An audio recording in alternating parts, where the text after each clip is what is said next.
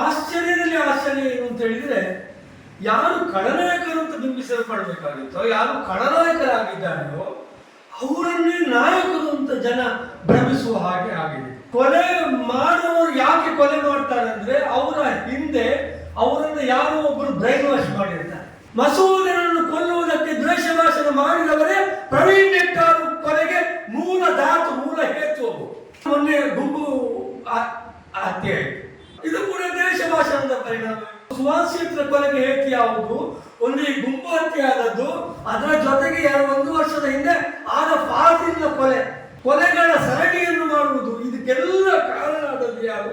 ಈ ದ್ವೇಷ ಭಾಷಣಕಾರರು. ನೋಡಿ, ಕೆಲವು ಸಲ ಇನ್ನೊಂದು ಧರ್ಮದವರನ್ನು ಕೊಲ್ಲುವಾಗ ಅವರಲ್ಲಿ ಒಂದು ತರದ ಹೀರೋಯಿಸಮ್ ಇರ್ತದೆ. ನೋಡಿ, ಒಬ್ಬ ವ್ಯಕ್ತಿ ಇದ್ದಾಗ 10 ಜನ ಅವನನ್ನು ಕೊಲ್ಲುವುದು ಎಂಥ ನಾಚಿಕೆಗೇಡಿನ ವಿಷಯ. ನೀರೊಳಗೆ ಹೊಕ್ಕವನನ್ನು, ಶರಣಾಗತನಾದವನನ್ನ ಬೆನ್ನು ಹಾಕಿ ಹೋಗುವವನನ್ನು ಕೊಲ್ಲುವುದು ಅಧರ್ಮ ಅಂತ ಮಹಾಭಾರತ ಕರೀತಾರೆ. ಅನ್ಯ ಧರ್ಮೀಯರ ಮೇಲೆ ಅಟ್ಯಾಕ್ ಮಾಡುವುದರ ಮೂಲಕ ಇಲ್ಲಿ ಕೋಮು ಭಾವನೆಯನ್ನು ಹಚ್ಚುವುದಕ್ಕೆ ಆರಂಭ ಮಾಡ್ತಾರೆ. ಈ ಕಾರಣದಿಂದ ಇವು ನಿನಗೆ ಇಲ್ಲಿ ಇರುವುದಕ್ಕೆ ಯೋಗ್ಯತೆ ಇಲ್ಲ. ನಮ್ಮ ದಕ್ಷಿಣ ಕನ್ನಡ ಜಿಲ್ಲೆಯ ಜನ ಶಾಂತಿ ಪ್ರಿಯರು. ಯಾವುದೇ ಕೊಲೆ, ದುಂಬಿ, ಗಲಾಟೆ, ಕೋಮು ದ್ವೇಷ, ಕೋಮು ಹಿಂಸೆ ಇದನ್ನು ದಕ್ಷಿಣ ಕನ್ನಡ ಜಿಲ್ಲೆಯ ಯಾವ ಜನಸಾಮಾನ್ಯರು ಕೂಡ ಬಯಸುವುದಿಲ್ಲ. ಎಲ್ಲರೂ ಇಲ್ಲಿ ಶಾಂತಿ ನೆಮ್ಮದಿಯ ಬದುಕನ್ನು ಬದುಕಬೇಕು ಅಂತ ಬಯಸುವುದು. ಆದರೂ ಕೂಡ ಈ ಜಿಲ್ಲೆಯಲ್ಲಿ ಮತ್ತೆ ಕೋಮು ಹಿಂಸಾಚಾರಗಳು, ಕೊಲೆಗಳು, ಗಲಾಟೆ ನಡೀತಾ ಇದೆ ಅನ್ನೋದೇ ಆಶ್ಚರ್ಯ. ಇನ್ನು ಇದರಲ್ಲಿ ಏನಂತ ಹೇಳಿದ್ರೆ, ನಿಜವಾಗಿ ಯಾರು ಕೋಮು ಗಲಭೆಯನ್ನ ಮಾಡ್ತಾರೆ, ಯಾರು ಕೋಮು ಗಲಭೆಗಳನ್ನ ಮಾಡಿಸ್ತಾರೆ, ಯಾರು ಈ ಕೊಲೆಗಳಿಗೆ ಪ್ರಚೋದನೆ ಕೊಡ್ತಾರೆ, ಅವರು ನಿಜವಾಗಿ ಈ ಜಿಲ್ಲೆಯಲ್ಲಿ ಖಳನಾಯಕರು ಅಂತ ಜನ ಅವರನ್ನು ಗ್ರಹಿಸಬೇಕಾಗಿತ್ತು. ಆದರೆ ಆಶ್ಚರ್ಯದಲ್ಲಿ ಆಶ್ಚರ್ಯ ಏನು ಅಂತ ಹೇಳಿದ್ರೆ, ಯಾರು ಖಳನಾಯಕರು ಅಂತ ಬಿಂಬಿಸಲ್ಪಡಬೇಕಾಗಿತ್ತೋ, ಯಾರು ಖಳನಾಯಕರಾಗಿದ್ದಾರೆಯೋ ಅವರನ್ನೇ ನಾಯಕರು ಅಂತ ಜನ ಭ್ರಮಿಸುವ ಹಾಗೆ ಆಗಿದೆ. ಇದು ಅತ್ಯಂತ ಖೇದದ ಮತ್ತು ನೋವಿನ ಸಂಗತಿ. ನೋಡಿ, ಕೆಲವು ಕೊಲೆಗಳಾಯ್ತು. ಕಳೆದ 3-4 ವರ್ಷದಿಂದ ಅನೇಕ ಕೊಲೆಗಳಾಯಿತು. ಕಳೆದ 1 ವರ್ಷದಿಂದ ಈಗ ಮೊನ್ನೆ ಮತ್ತೆ ಮೇಲೆ ಕೊಲೆಗಳಾಗಿತ್ತು. ವಿನಾಕಾರಣ ಧರ್ಮದ ಕಾರಣಕ್ಕಾಗಿ ಕೊಲೆಗಳಾಯಿತು. ಈ ಕೊಲೆಗಾರರು ಹೆಚ್ಚು ಅಪಾಯಕಾರಿಗಳು, ಕೊಲೆ ಮಾಡುವ ಹಾಗೆ ಪ್ರೇರೇಪಿಸುವುದು ಹೆಚ್ಚು ಅಪಾಯಕಾರಿಗಳು. ಕೊಲೆಗಾರರು ಅಪಾಯಕಾರಿಗಳು ಹೌದು, ಆದರೆ ಕೊಲೆ ಮಾಡುವವರು ಯಾಕೆ ಕೊಲೆ ಮಾಡ್ತಾರೆ ಅಂದ್ರೆ, ಅವರ ಹಿಂದೆ ಅವರನ್ನು ಯಾರೋ ಒಬ್ಬರು ಬ್ರೈನ್ ವಾಶ್ ಮಾಡಿರ್ತಾರೆ. ತಮ್ಮ ಭಾಷಣಗಳ ಮೂಲಕ, ತಮ್ಮ ಲೇಖನಗಳ ಮೂಲಕ, ತಮ್ಮ ಇತರ ಚಟುವಟಿಕೆಗಳ ಮೂಲಕ ಒಬ್ಬ ಮುಗ್ಧ ಸಾಮಾನ್ಯ ಜನರನ್ನ ಬ್ರೈನ್ ವಾಶ್ ಮಾಡಿ ಅವರನ್ನು ಕೊಲೆ ಮಾಡುವಾಗ ಪ್ರೇರೇಪಿಸ್ತಾರೆ. ಕೊಲೆ ಅವರನ್ನು ಮೂರ್ಖರು ಅಂತಲೂ ಕರೀಬಹುದು, ಮುಗ್ಧರು ಅಂತಲೂ ಕರೀಬಹುದು. ಹಾಗಾಗಿ ಕೊಲೆ ಮಾಡುವವರಿಗಿಂತಲೂ ಕೊಲೆಯನ್ನು ಮಾಡಿಸುವವರು, ಕೊಲೆಯ ಬಗ್ಗೆ ಕರೆ ಕೊಡುವವರು, ಕೊಲ್ಲಲಿಕ್ಕೆ ಕಡಿಲಿಕ್ಕೆ ಕರೆ ಕೊಡುವಂತಹ ದ್ವೇಷ ಭಾಷಣಕಾರರೇ ಹೆಚ್ಚು ಅಪಾಯಕಾರಿ ಅಂತ ನನಗೆ ಅನಿಸ್ತದೆ. ನೋಡಿ, ಒಂದು ದ್ವೇಷ ಭಾಷಣ ಆಗ್ತದೆ. ಈ ದ್ವೇಷ ಭಾಷಣದ ಪರಿಣಾಮವಾಗಿ ಒಂದು ಕೊಲೆ ಆಗ್ತದೆ. ಕೇವಲ ಒಂದೇ ದ್ವೇಷ ಭಾಷಣ ಅಂತಲ್ಲ, ಸತತವಾಗಿ ಮತ್ತೆ ಅಲ್ಲಲ್ಲಿ ದ್ವೇಷ ಭಾಷಣ ಆದಾಗ ಒಂದಷ್ಟು ಜನ ದುರ್ಬಲ ಮನಸ್ಸಿನ ಯುವಕರು ಅದಕ್ಕೆ ಉದ್ರಿಕ್ತರಾಗ್ತಾರೆ ಮತ್ತು ಅವರು ಕೊಲೆಯನ್ನು ಮಾಡ್ತಾರೆ. ಈ ಒಂದು ಕೊಲೆ ಆದ ತಕ್ಷಣ ಇನ್ನೊಂದು ಕೊಲೆಗೆ ವೇದಿಕೆ ಸಿದ್ಧ ಆಗ್ತದೆ. ಅಂದ್ರೆ ಒಂದು ಕೊಲೆಯನ್ನು ಒಬ್ಬ ಮಾಡುವುದು ಅದು ಇನ್ನೊಂದು ಕೊಲೆಗೆ ಹೇತುವಾಗ್ತದೆ. ಅಂದ್ರೆ ಒಂದು ದ್ವೇಷ ಭಾಷಣ ಹೇಗೆ ಕೊಲೆಗಳ ಸರಣಿಗೆ ಹೇತುವಾಗ್ತದೆ ಎನ್ನುವುದನ್ನು ಅರ್ಥ ಮಾಡಿಕೊಳ್ಬೇಕು. ನೋಡಿ, ಅವತ್ತು ಸುಳ್ಯ ತಾಲೂಕಿನ ಬಾಳಿನ ಗ್ರಾಮದಲ್ಲಿ ಒಂದು ಕೊಲೆ ಆಗ್ತದೆ. ಮಸೂದ್ ಅನ್ನುವಂತ ಒಬ್ಬ ಯುವಕ. ಮಸೂದ್ ಅವನನ್ನು ಕೊಂದವರು ಯಾರು ಅಂದ್ರೆ, ಇದೇ ದ್ವೇಷವನ್ನು ತಲೆಯಲ್ಲಿ ತುಂಬಿಕೊಂಡವರು, ದ್ವೇಷ ಭಾಷಣದಿಂದ ಪ್ರೇರೇಪಿತರಾದವರು. ಅವನು ಮಸೂದನ ಧರ್ಮದ ಕಾರಣಕ್ಕೆ ಅವನನ್ನು ಕೊಲೆ ಮಾಡ್ತಾನೆ. ಮಸೂದನ ಕೊಲೆಯಾಗಿ ಕೆಲವೇ ದಿವಸಗಳಲ್ಲಿ ಇನ್ನೊಂದು ಕೊಲೆ ಆಗ್ತದೆ. ಅದು ಪ್ರವೀಣ್ ನೆಟ್ಟಾರ್ ಅವರ ಕೊಲೆ ಆಗ್ತದೆ. ನೋಡಿ, ಪ್ರವೀಣ್ ನೆಟ್ಟಾರ್ ಅವರನ್ನು ಕೊಂದವರು ಯಾರಾಗಿದ್ದಾರೆ? ಪ್ರವೀಣ್ ನೆಟ್ಟಾರ್ ಅವರನ್ನು ಯಾರು ಕೊಂದಿದ್ದಾರೆ ಅಂತ ಅವರನ್ನು ಅರೆಸ್ಟ್ ಮಾಡಿದ್ದಾರೆ, ಅವರು ಕೊಂದವರು. ನೇರವಾಗಿ ಕೊಂದವರಾಗಿದ್ದು ಪರೋಕ್ಷವಾಗಿ ಕೊಂದವರು ಮಸೂದನನ್ನು ಕೊಂದವರು. ಮಸೂದನನ್ನು ಕೊಲ್ಲುವುದಕ್ಕೆ ದ್ವೇಷ ಭಾಷಣ ಮಾಡಿದವರೇ ಪ್ರವೀಣ್ ನೆಟ್ಟಾರು ಕೊಲೆಗೆ ಮೂಲ ಹೇತು. ನೋಡಿ, ಪ್ರವೀಣ್ ನೆಟ್ಟಾರು ಕೊಲೆ ಆದ ಮೇಲೆ ಫಾಜಿಲ್ ಅವರ ಕೊಲೆ ಆಗ್ತದೆ ಸುರತ್ಕಲ್ನಲ್ಲಿ ಫಾಜಿಲ್ನ ಕೊಲೆಗೆ ಹೇತುವಾದದ್ದು ಪ್ರವೀಣ್ ನೆಟ್ಟಾರನ್ನು ಕೊಂದದ್ದು. ಅಂದ್ರೆ ಪ್ರವೀಣ್ ನೆಟ್ಟಾರ್ ಅವರನ್ನು ಕೊಂದವರೇ ಅವರು ಫಾಜಿಲನ್ನು ಕೂಡ ಕೊಲೆ ಮಾಡಿದಾಗ ಹಾಗೆ ಆಗ್ತದೆ ನೋಡಿ. ಅದಾದ ನಂತರ ಮೊನ್ನೆ ಗುಂಪು ಹತ್ಯೆ ಆಯಿತು. ಆಮೇಲೆ ಅಲ್ಲಿ ಒಂದು ಹೆಣ ಬಿತ್ತು. ಇದರ ಹಿಂದೆ ಇದ್ದವರು ಯಾರು? ಇದು ಕೂಡ ದೇಶ ಭಾಷಣದ ಪರಿಣಾಮ.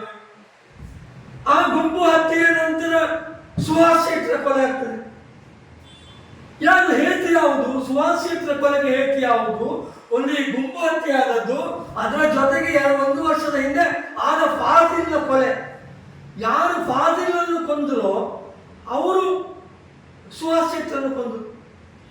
ಅಂದ್ರೆ ಇಲ್ಲಿ ಒಂದು ವಿಪರ್ಯಾಸ ನೋಡಿ, ಫಾಜಿಲನ್ನು ಕೊಂದ ಆರೋಪಿಯೇ ಸ್ವತಃ ಸುಹಾಸ್ ಶೆಟ್ಟಿ ಆಗಿದೆ. ಇದರ ಬೆನ್ನಿಗೆ ಕೊಳತ್ತಮ್ಮ ಜನರಲ್ಲಿ ಬಂಟ್ವಾಳದಲ್ಲಿ ಒಂದು ಕೊಲೆ ಆಗ್ತದೆ.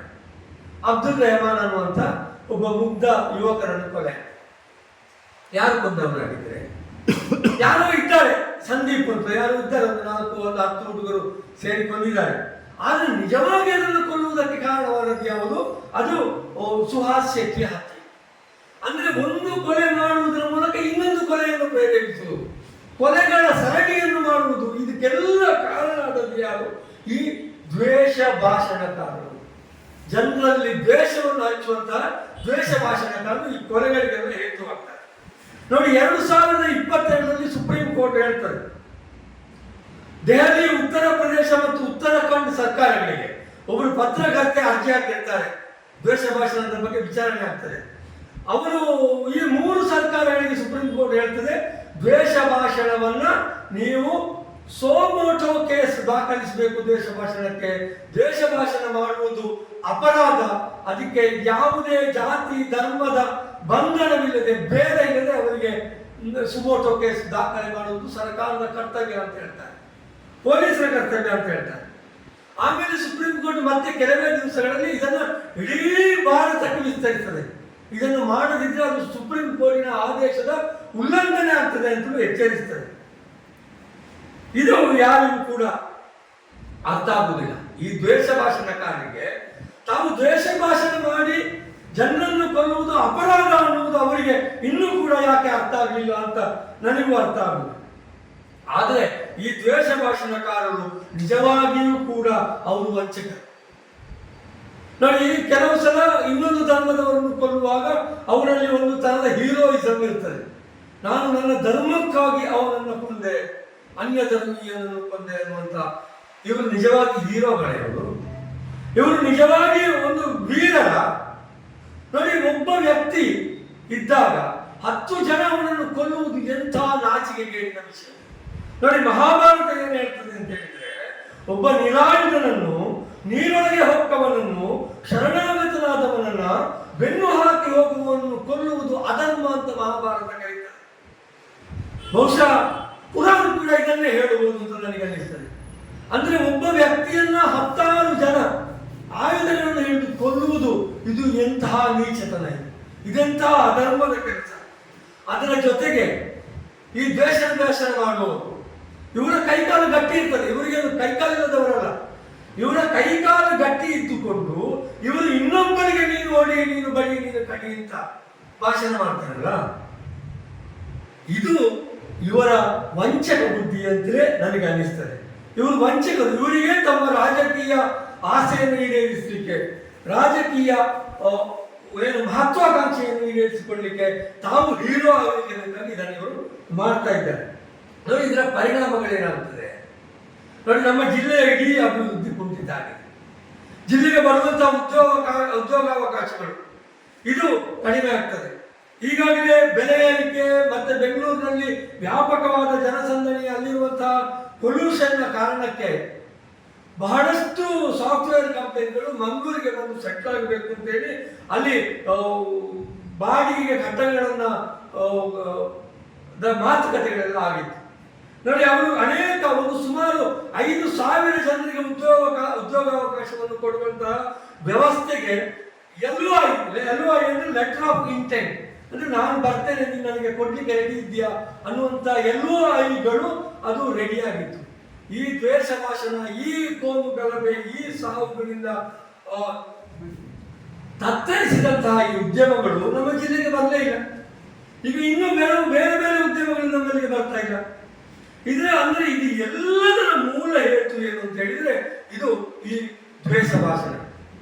ನೋಡಿ, ದ್ವೇಷ ಭಾಷಣ ಮಾಡುವುದರಿಂದ ಏನೆಲ್ಲ ಆಗ್ತದೆ ನೋಡಿ. ಒಂದು ಪೆಟ್ಟು ಎರಡು ತುಂಡಾಗ್ತದೆ, ಅಂದ್ರೆ ಪೆಟ್ಟೊಂದು ತುಂಡೆರಡು ಅಂತ ಒಂದು ಮಾತು ಉಂಟಲ್ಲ ನೋಡಿ. ದ್ವೇಷ ಭಾಷಣದ ಪರಿಣಾಮವಾಗಿ ಒಬ್ಬ ನನ್ನ ಕೊಲೆ ಮಾಡಿದಾಗ ಸತ್ತವ ಸ್ಮಶಾನಕ್ಕೆ ಹೋಗ್ತಾನೆ, ಕೊಂದವ ಜೈಲಿಗೆ ಹೋಗ್ತಾನೆ. ಸತ್ತವನ ಮತ್ತು ಕೊಂದವನ ತಂದೆ ತಾಯಿಗಳು ವಸ್ತುಶಃ ನರಕಕ್ಕೆ ಹೋಗ್ತಾರೆ, ಅವರ ಮಕ್ಕಳು ಅನಾಥರಾಗ್ತಾರೆ, ಈ ನಾಡಿನ ಅಭಿವೃದ್ಧಿ ಪಾತಾಳಕ್ಕೆ ಇಳಿತದೆ. ಈ ಕಾರಣದಿಂದಲೇ ಇವತ್ತು ನಮ್ಮ ಕರ್ನಾಟಕ ರಾಜ್ಯ ಸರ್ಕಾರ ದಕ್ಷಿಣ ಕನ್ನಡ ಜಿಲ್ಲೆಯಲ್ಲಿ ನಡೆಯುತ್ತಿರುವಂತಹ ಕೋಮು ಹಿಂಸೆಯನ್ನು ತಡೆಯಬೇಕು ಅನ್ನುವಂತಹ ಉದ್ದೇಶದಿಂದ ಒಂದು ಆಂಟಿ ಕಮ್ಯುನಲ್ ಫೋರ್ಸ್ ಅನ್ನು ಸ್ಥಾಪನೆ ಮಾಡಿದೆ. ಅದರ ನಂತರ ದಕ್ಷಿಣ ಕನ್ನಡಕ್ಕೆ ಕಮಿಷನರ್ ಆಗಿ ಸುಧೀರ್ ಕುಮಾರ್ ರೆಡ್ಡಿ ಅವರನ್ನು ಮತ್ತು ಅರುಣ್ ಕುಮಾರ್ ಅವರನ್ನು SP ಅವರಾಗಿ ನೇಮಕ ಮಾಡ್ತಾರೆ. ಇವರಿಬ್ಬರು ಅತ್ಯಂತ ಶ್ಲಾಘನೀಯವಾದಂತಹ ಕೆಲಸವನ್ನು ಇವತ್ತು ದಕ್ಷಿಣ ಕನ್ನಡ ಜಿಲ್ಲೆಯಲ್ಲಿ ಮಾಡ್ತಾ ಇದ್ದಾರೆ.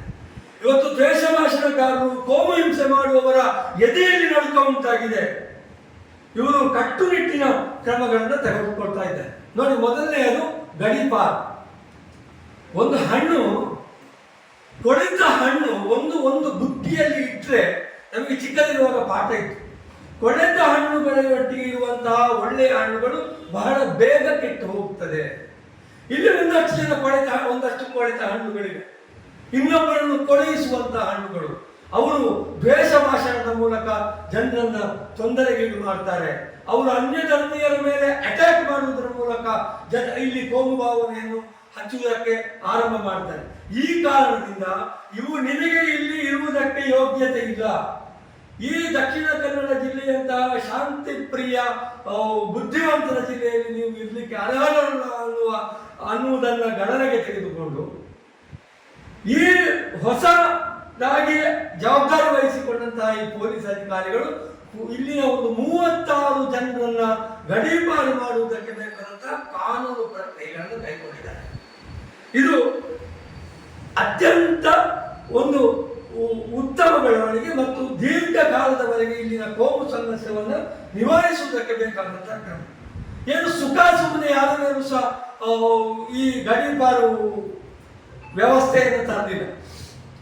ಯಾರು ದ್ವೇಷ ಭಾಷಣ ಮಾಡ್ತಿದ್ರು, ಯಾರು ಇನ್ನೊಬ್ಬರನ್ನ ಕಡಿಲಿಕ್ಕೆ, ಹೊಡಿಲಿಕ್ಕೆ, ಬಡಿಲಿಕ್ಕೆ ಸಾರ್ವಜನಿಕವಾಗಿ ಕರೆಯನ್ನು ಕೊಡ್ತಿದ್ರು, ಯಾರು ರೌಡಿ ಶೀಟರ್ಗಳಿದ್ರು, ಯಾರು ಗೋವಿನ ಹೆಸರಿನಲ್ಲಿ ಹಿಂಸಾಚಾರವನ್ನ ಪ್ರೇರೇಪಿಸ್ತಿದ್ರು. ನೋಡಿ, ಪುತ್ತೂರಿನಲ್ಲಿ ಕೆಲವರನ್ನ ಗಡೀಪಾರು ಮಾಡಿದ್ದಾರೆ, ಪುತ್ತೂರು ಮಾಡುವ ಪ್ರಕ್ರಿಯೆಯನ್ನು ಆರಂಭಿಸಿದ್ದಾರೆ. ಅದರಲ್ಲಿ ಒಬ್ಬರ ಹೆಸರು ಅಬ್ದುಲ್ ರಹೀಮಾನ್ ಅಂತ, ಇನ್ನೊಬ್ಬರ ಹೆಸರು ಮನೀಶ್ ಅಂತೇಳಿ, ಮತ್ತೊಬ್ಬರ ಹೆಸರು ಅಜಿತ್ ರೈ ಅಂತೇಳಿ, ಇನ್ನೊಬ್ಬರು ಹಕೀಂ ಕೂರ್ನಾಟಕ ಅನ್ನುವರು, ಮತ್ತೊಬ್ಬರು ಅರುಣ್ ಕುಮಾರ್ ಗುತ್ತಿಲ ಅನ್ನುವರು, ಇನ್ನೊಬ್ಬರು ಅಜೀಜ್ ಅನ್ನುವರು. ಇನ್ನು ಬೇರೆ ಬೇರೆ ಗ್ರಾಮಾಂತರ ಪ್ರದೇಶದಲ್ಲಿ ಉಪ್ಪಿನಂಗಡಿಗೆ ಸಂಬಂಧಪಟ್ಟ ಹಾಗೆ ಕೆಲವರೆಲ್ಲ ಗಡೀಪಾರು ಮಾಡುವುದಕ್ಕೆ ಪ್ರಕ್ರಿಯೆಯನ್ನು ಆರಂಭ ಮಾಡಿದ್ದಾರೆ.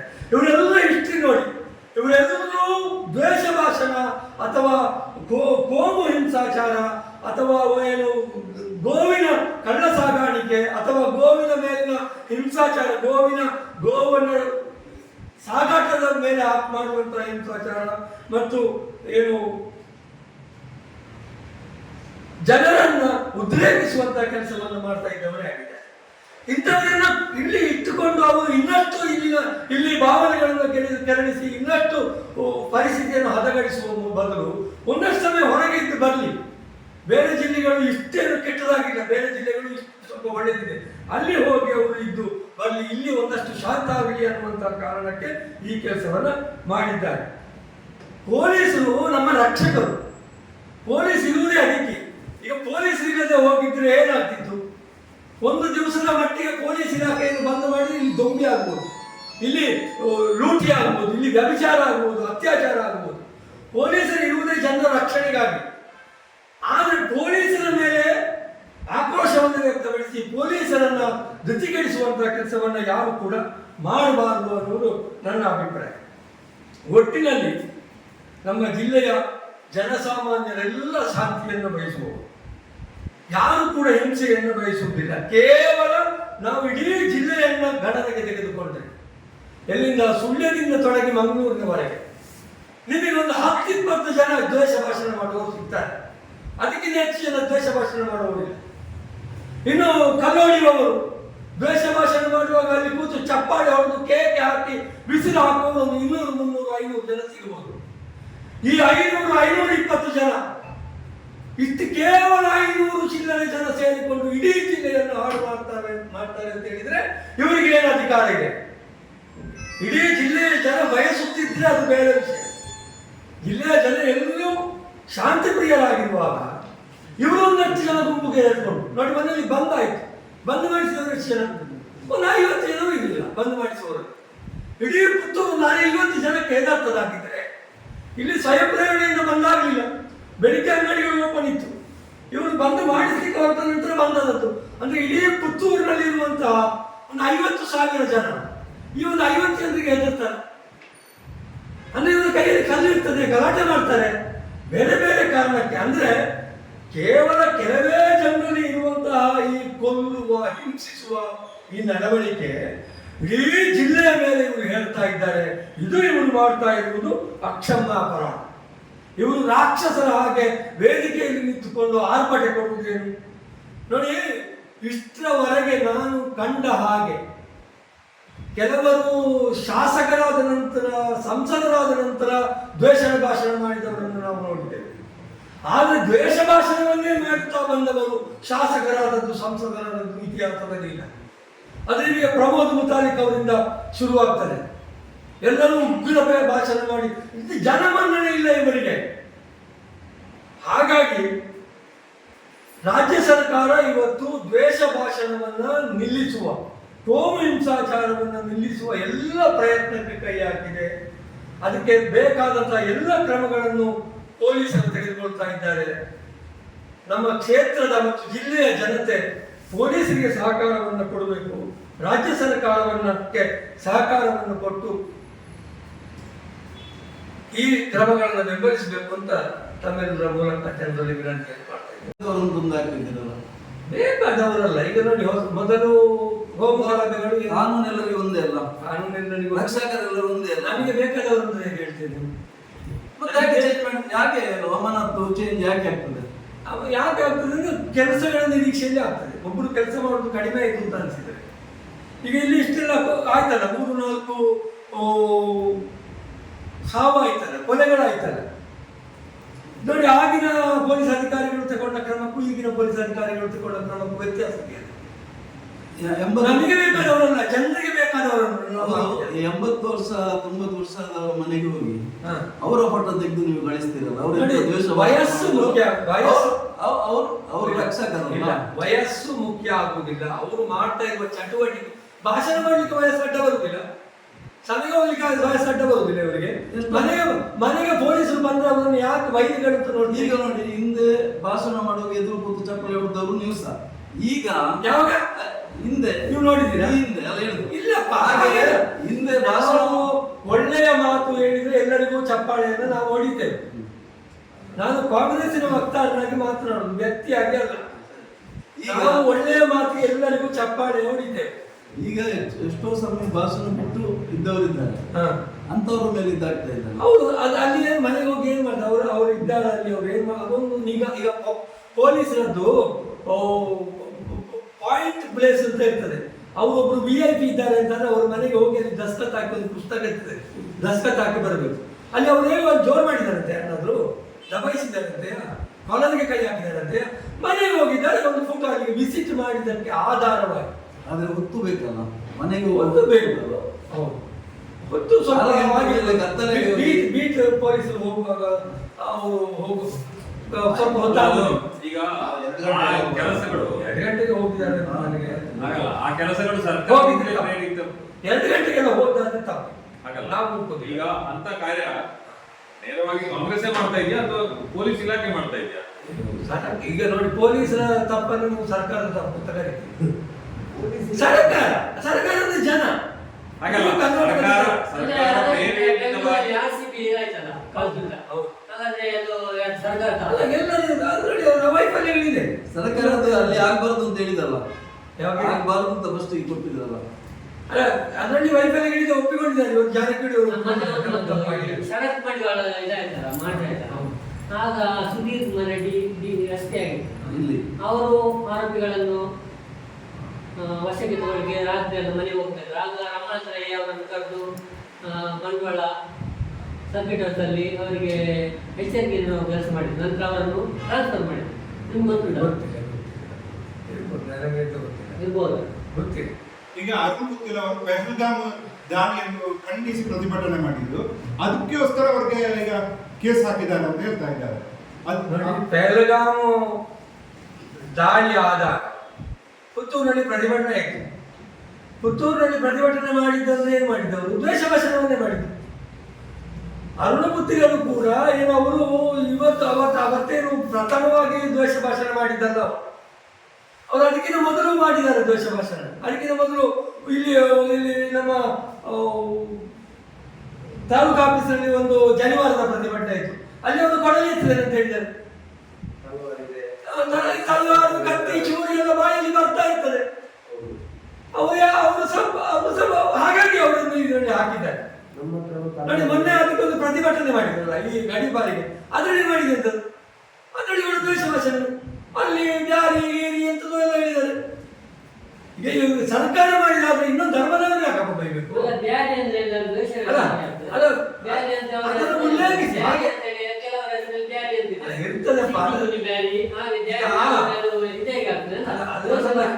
ಗಾಳಿ ಬ್ಯಾರಿ ಹೇಳಿದ ಕೂಡ ದ್ವೇಷ ಭಾಷಣ ಆಗುದಿಲ್ಲ.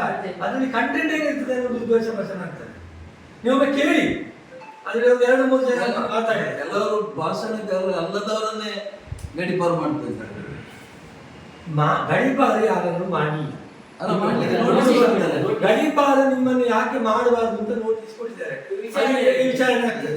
ವಿಚಾರಣೆ ಆದಾಗ ಅವರಿಗೆ ಪೊಲೀಸರು ಏನನ್ನು ಕಂಡುಕೊಂಡಿದ್ದಾರೆ, ಅವರ ಆಕ್ಟಿವಿಟೀಸ್ ಏನು, ಹಿಂದೆ ಏನು ಮಾಡಿದ್ರು, ಮುಂದೆ ಏನು ಮಾಡಬಹುದು ಇವರು, ಇದೆಲ್ಲವನ್ನು ಗಣನೆಗೆ ತಕೊಂಡು ಅಂದ್ರೆ ಯಾವ ಕೇಸಿನಲ್ಲಿ ಕೂಡ ಗಡಿಪಾರು ಮಾಡ್ಬೋದಾ? ಖಾಲಿ ಅದರಲ್ಲಿ ಹೇಳಿದ್ದು ಖಾಲಿ ಕೋಮು ಇರುವುದು, ಅದಕ್ಕೆ ರಿಲೇಟೆಡ್ ಕೃತ್ಯಗಳಿರುವುದು. ಸುಮ್ಮನೆ ಇಲ್ಲಲ್ಲ, ಕೆಲವರ ಹತ್ರ ಇಲ್ಲಲ್ಲ, ಗೊತ್ತಿಲ್ಲ ನಮಗೆ. 10 ವರ್ಷದ ಅವರಿಗೆ ಅದರಲ್ಲಿ ಪ್ರೂವ್ ಮಾಡ್ಬೋದಲ್ಲ, ಅದನ್ನು ಅಲ್ಲ ಅಂತ ಸಾಬೀತು ಮಾಡಲಿಕ್ಕೆ ಅವಕಾಶ ಅವಕಾಶ ಇದೆ. ಮತ್ತೆ ಎಲ್ಲ ಮಾಡುವ ದೇಶ ಭಾಷಣದಲ್ಲಿ ಆಗಿದೆ ಅಂತ ಹೇಳಿ ಇಲ್ಲಿ ಪ್ರೂವ್ ಆಗಿಲ್ಲ. ಪ್ರೂವ್ ವೈಯಕ್ತಿಕ ಎಲ್ಲ ಮಾಡಲಿಕ್ಕೆ ಒಂದೊಂದು ವೈಯಕ್ತಿಕ ಕಾರಣಗಳು ಇದ್ದೇ ಇದ್ದು ಅದನ್ನು ಮುಚ್ಚಿ ಹಾಕ್ಲಿಕ್ಕೆ ಬೇಕಾಗಿ ದೇಶ ಭಾಷಣದ ಮೇಲೆ ಬರ್ತಾ ಇದ್ದಾರೆ. ವೈಯಕ್ತಿಕ ಕಾರಣವನ್ನು ಅದರ ಬಂಟ್ವಾಳದಲ್ಲಿ ಒಬ್ರು ಭಾಷಣ ಮಾಡಿದ್ರು. ತಾಕತ್ತಿದ್ರೆ ತಾಂತ್ರೆ ಭಾಷಣ ಆಗಿ ವರ್ಷ ಒಂದು ಕೊಲೆ ಅದು ದ್ವೇಷ ಭಾಷಣದ ತಾಯಿ. ಈ ಎಲ್ಲ ದ್ವೇಷ ಭಾಷಣದ ತಾಯಿ ಅದು. ತಾಂತ್ರೆ ಅನ್ನೋದು ಕೂಡ ಅಪರಾಧ. ಧರ್ಮದ ಇಲ್ಲದಕ್ಕೆ ಭಾಷಣ ಒಂದು ಕೊಲೆ ಆಗಿಲ್ಲ, 2-3 ವರ್ಷ ಹಾಗಿದ್ರೆ ಮಾಡ್ಲಿಕ್ಕೆ ಹೇಳ್ತೀರಿ ನೋಡಿ. ಎರಡೂ ಧರ್ಮಗಳನ್ನು ಭಾಷಣಕಾರರಲ್ಲಿ ಕೊಲೆ ಆಗುದಿಲ್ಲ, ಅವರವರ ವೈಯಕ್ತಿಕ ಇದರಲ್ಲಿ ನೆಲೆಯಲ್ಲಿ ಕೊಲೆ ಆಗ್ತಾ ಇದೆ. ಮತ್ತೆ ಟಾರ್ಗೆಟ್ ಗ್ಯಾಂಗ್ ವಾರ್ ಆಗ್ತಾ ಇದೆ ನೋಡಿ. ದ್ವೇಷ ಭಾಷೆ ಹಿಂದೆ ಪಕ್ಷಗಳ ನಡುವೆ ನಡೀತಿದೆ. ಧರ್ಮದ ಈಗ ಅದು ಇದಕ್ಕೆ ಬರ್ತಾ ಇದೆ. ಅಣ್ಣ, ಧರ್ಮದ ಹೆಸರಿನಲ್ಲಿ ಕೊಲೆ ಆಗ್ತದೆ ಅಂತ ಹೇಳುವವರು ಪತ್ರಕರ್ತರು ಹೇಳುದು ಧರ್ಮದ ಹೆಸರಿನಲ್ಲಿ ಕೋಮು ಹಿಂಸೆ, ಕೋಮು ದ್ವೇಷ, ಕೋಮು ಕೊಲೆ, ಹಿಂದುವನ್ನು ಕೊಂದ್ರು, ಮುಸಲ್ಮಾನರನ್ನು ಕೊಂದ್ರು ಅಂತ ಬಾಯಿ ಪಡ್ಕೊಳ್ಳೋದು ಕೂಡ ತಪ್ಪು ಬೇಯಿಸಬೇಡಿ. ಪತ್ರಕರ್ತರು ಈಗ ನನಗೆ ದ್ವೇಷ ಭಾಷಣದಿಂದ ಏನೂ ಆಗುವುದಿಲ್ಲ ಅಂತಲೇ ನೀವೇ ಹೇಳುವುದು. ಇದು ಎಲ್ಲಿ ಪ್ರೂವ್ ಆಗಿಲ್ಲ. ಆಗ ದ್ವೇಷ ಭಾಷಣದಿಂದಲೇ ಕೊಲೆ ಆಯ್ತು ಅಂದ್ರೆ ಪ್ರೂವ್ ಆಗಬೇಕಾದ್ರೆ ಕೊಂದವ ಹೇಳಬೇಕು, ಅವರು ಹೇಳಿದ್ದಕ್ಕೆ ಕೊಂದೆ ಅಂತ. ಅದನ್ನ ಯಾರು ಹೇಳ್ತಾರೆ? ಆದ್ರೆ ನಮಗೆ ಒಂದು ಸೆನ್ಸ್ ಆಗುದು ಅಂತ ಉಂಟು ಮನಸ್ಸಿಗೆ. ಅದು ಇಡೀ ದಕ್ಷಿಣ ಕನ್ನಡ ಜಿಲ್ಲೆಗೆ ಜನರಿಗೆ ಗೊತ್ತು. ಯಾರು ಇದಕ್ಕೆ ಕಾರಣ ಏನು? ಈಗ ನಮ್ಮ ಕಾನೂನಲ್ಲಿ ವಾಕ್ ಸ್ವಾತಂತ್ರ್ಯ ಹಾಗೆ ಏನು ಮಾತಾಡ್ಬೋದಾ? ಏನು ಮಾತಾಡ್ಬೋದಾ? ನೋಡಿ, ಸುಪ್ರೀಂ ಕೋರ್ಟ್ ಏನು ಹೇಳಿದೆ? ದ್ವೇಷ ಭಾಷಣಕಾರರನ್ನ ನೀವು ಸ್ವಯಂ ಪ್ರೇರಿತವಾಗಿದ್ದು ಅವರ ಮೇಲೆ ಕೇಸ್ ದಾಖಲಿಸಿದ್ದ ಸುಪ್ರೀಂ ಕೋರ್ಟ್ ಹೇಳಿಲ್ಲ. ಸುಪ್ರೀಂ ಕೋರ್ಟ್ಗೆ ಗೊತ್ತಿರುವಾಗಿದ್ರೆ ಏನು ಸಹ ಅಂದ್ರೆ ಅವರು ಹೇಳ್ಬೋದಿತ್ತಲ್ಲ, ದ್ವೇಷದ ಭಾಷಣ ಮಾಡುವವರಿಗೆ ವಾಕ್ ಸ್ವಾತಂತ್ರ್ಯ ಮಾಡಿಕೊಳ್ಳಿ ಅಲ್ವಾ. ಆಗ ಹೇಳ್ತಾನೆ ನನಗೆ ಕೊಲ್ಲುವ ಸ್ವಾತಂತ್ರ್ಯ ಇದೆ, ನಾನು ಕೊಲ್ತೇನೆ, ನನಗೆ ಅದಕ್ಕೆ ಪ್ರತಿಕಾರ ತಗೊಳ್ಳುವ ಸ್ವಾತಂತ್ರ್ಯ ಇದೆ, ನಾನು ಪ್ರತಿಕಾರ ತಗೊಳ್ತೇನೆ ಅಂತ. ಇದು ಈಗ ನೋಡಿ, ಕೊಂದವರು ಆರಾಮದಲ್ಲಿ ಸಿಲುಮಲ್ಲಿ ಇರ್ತಾರೆ ಅಲ್ಲ, ಆರಾಮದ ಓಡಿ ಹೋಗಿರ್ತಾರೆ. ಕೊಂದವರು ಓಡಿ ಹೋಗ್ತಾರೆ. ದ್ವೇಷ ಭಾಷಣ ಮಾಡಿ ಕೊಲ್ಲಿಸಿದವರು ಎಲ್ಲಿಯೋ ಸಿಲುಮಲ್ಲಿ ಕೂತ್ಕೊಂಡಿರ್ತಾರೆ, ಅಥವಾ ಅವರು ಲೀಡರ್ ಆಗಿ ಮೆರೀತಾ ಇರ್ತಾರೆ. ಆಯ್ತಾ? ಈ ಯಾರು ಬಳಲುವವರು ಯಾರು ನೋಡಿ, ಸತ್ತವರು ಬಳಲಿದ್ರು, ಅವರ ತಂದೆ ತಾಯಿ ಇಡೀ ಜಿಲ್ಲೆ ಬಳಲುತ್ತದೆ. ನಿಮಗೆ 30 ಲಕ್ಷ ಜಿಲ್ಲೆಯ ಜನಸಂಖ್ಯೆ ಉಂಟು ಹತ್ರ. ಈ 30 ಲಕ್ಷ ಜನವನ್ನು ಈ ಒಂದು 500-1000 ಜನ ಸೇರಿಕೊಂಡು ಹೀಗೆ ಕುರ್ಕಿಸಿಕೊಂಡು ಅವರನ್ನು ಅಲ್ಲಾಡಿಸಿತು ಅಂತ ಹೇಳಿದ್ರೆ ಜನ ತಿರಸ್ಕಾರ ಮಾಡಬೇಕು ಈ ದೇಶ ಭಾಷಣದವರನ್ನು. ಈ ಕೊಲೆಗೆ ಕರೆ ಕೊಡುವವರು ಜನ ತಿರಸ್ಕಾರ ಮಾಡಿದ್ರೆ ಮಾತ್ರ ಅವರು ಬುದ್ಧಿ ಕಲಿತಾರೆ. ಬಿಟ್ಟರೆ ಜನ ಇದಕ್ಕೆ ಸುಮ್ಮನೆ ಕೂತ್ರೆ, ಜನ ಅದನ್ನು ಅವರನ್ನು ಹೀರೋಗಳು ಅಂತ ಭ್ರಮಿಸಿ ಅವರಿಗೆ ವೋಟ್ ಹಾಕ್ತಾ ಇದ್ರೆ ಇದು ಮುಂದುವರಿಯುತ್ತದೆ. ಇನ್ನು 1000 ವರ್ಷ ಕಳೆದ್ರೂ ಮುಂದುವರಿಯುತ್ತದೆ.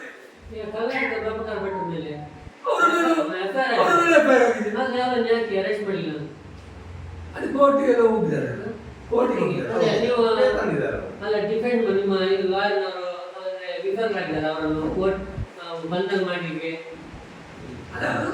ಕೋರ್ಟಲ್ಲಿ ಸ್ಟೇ ಕೊಟ್ಟ ಕಾರಣ ನಾವು ಸ್ಟೇ ಕೊಡ್ಲಿಕ್ಕೆ ಒಂದು ಇದಿತ್ತಲ್ಲ, ಏನಾದ್ರು ಪ್ರೂಫ್ ಇದು ಸಾಕ್ಷಿ ಬೇಕಾಗ್ತದೆ. ನಿಮ್ಮ ಸರ್ಕಾರ ಎಲ್ಲ ಸರ್ಕಾರಗಳಿಗೆ ಹೋಗಲು ಹಾಗೆಲ್ಲ ಆಗ್ತದೆ. ಒಬ್ಬರ ಮೇಲೆ ಒಂದು ಕಾಂಗ್ರೆಸ್ಗೆ ಯಾಕೆ ಕೋರ್ಟಿಗೂ ಸರ್ಕಾರಕ್ಕೂ ಸಂಬಂಧವಿಲ್ಲ. ಕೋರ್ಟಿನಷ್ಟಕ್ಕೆ ಕೆಲಸ ಮಾಡ್ತಾರೆ, ಸರ್ಕಾರಕ್ಕೆ. ಸರ್ಕಾರ ತಗೊಂಡು ಕೊಡ್ತದೆ ಇವ ಅಪರಾಧಿ ಅಂತೇಳಿ, ಆರೋಪಿ ಅಂತೇಳಿ ಕೋರ್ಟ್ ತೀರ್ಮಾನ ಮಾಡ್ತಾರೆ.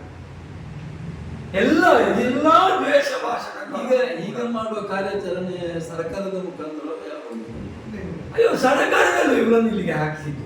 ಆಗಿರುವಾಗ ನಾವು ಅದನ್ನು ಕೇಳುವುದು ಸರಿಯಲ್ಲ. ಯಾವ್ದನ್ನು? ನಿಮ್ಮ ಸರ್ಕಾರಕ್ಕೆ ಯಾವ ಕೋರ್ಟಲ್ಲಿ ಬಿಟ್ಟದ್ದು ಯಾಕೆ ಅಂತ ಅವ್ರಿಗೆ ಅದನ್ನು ಕೋರ್ಟಿಗೆ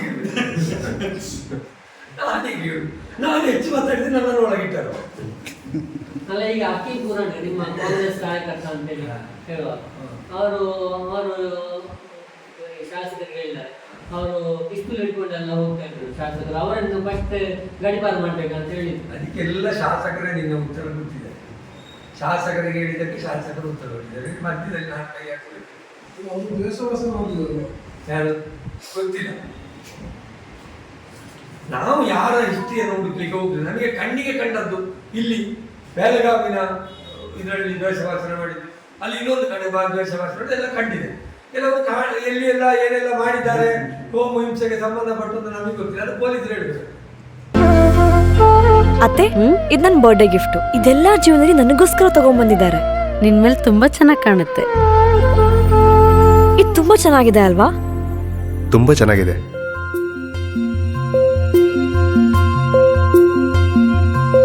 It will look really good on you. Amma? Huh? Mother is always son's first love.